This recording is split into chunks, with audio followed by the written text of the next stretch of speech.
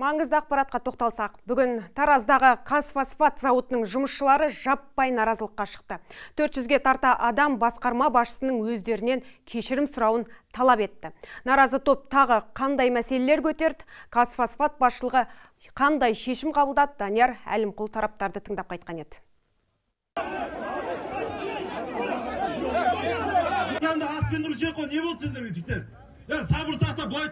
Жиналған жұмысшылар фосфор зауытының цифрлық трансформация басқармасының басшысына өз наразылықтарын ашық айтты. Айтуларынша, ол жұмысшыларды тілдеген. Наразы топ басшы көпшіліктен кешірім сұрасын деп талап қойды. Оның үстіне жұмысшылар зауыттың былығын жайып салды, техникасы тозған. Сондай-ақ жұмысқа таныс тамырымен адам алу тоқтатылсын, зейнетке шыққандар зауыттан кетсін деп ұрандады.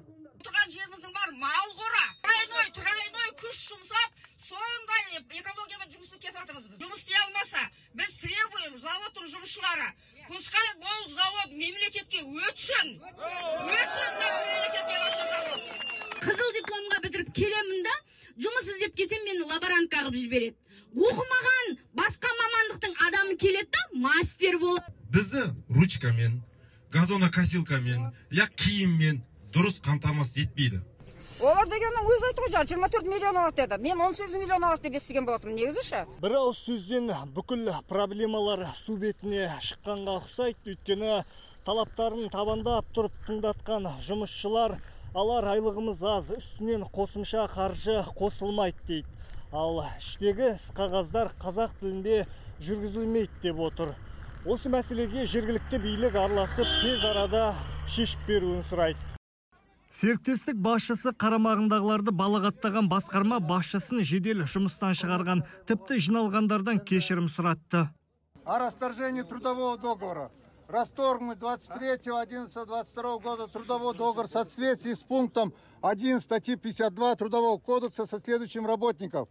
Куликов Олег Петрович, начальник управления по цифровой информации. Несоответствие работника требованиям профессиональной деятельности. Ал жергілікті билік өкілдері қордаланған проблемаларды арнайы құрылған жұмысшы тобына жазуды ұсынды. Сол бүгін осындай айтылған мәселенің барлығын қағазға түсіріп протокол жасайық. Сол мәселелер бойынша кім жауапты? Сол адамдарын белгілейік. Экология болса экология, инспекция болса инспекция, жаңа әлеуметтік мәселелер бойынша жауапты адамдардың барлығын сол протоколға түсірейік. Таңда жиналған жұмысшылар түс қайта тарады. Олардың талаптарын арнайы құрылған жұмысшы тобы жинақтайтын болды. Данияр Әлімқұл, Айбат, жаңалықтар қызметі. Жаңалықтарымызды Айбат YouTube каналымыздан көре аласыздар. Сонымен қатар Instagram, Facebook және Telegram парақшаларынан оқи аласыздар. Ең қызық жаңалықтан қалыс қалмау үшін қоңырауды басып, пікір қалдырып, достарыңызбен бөлісіңіз.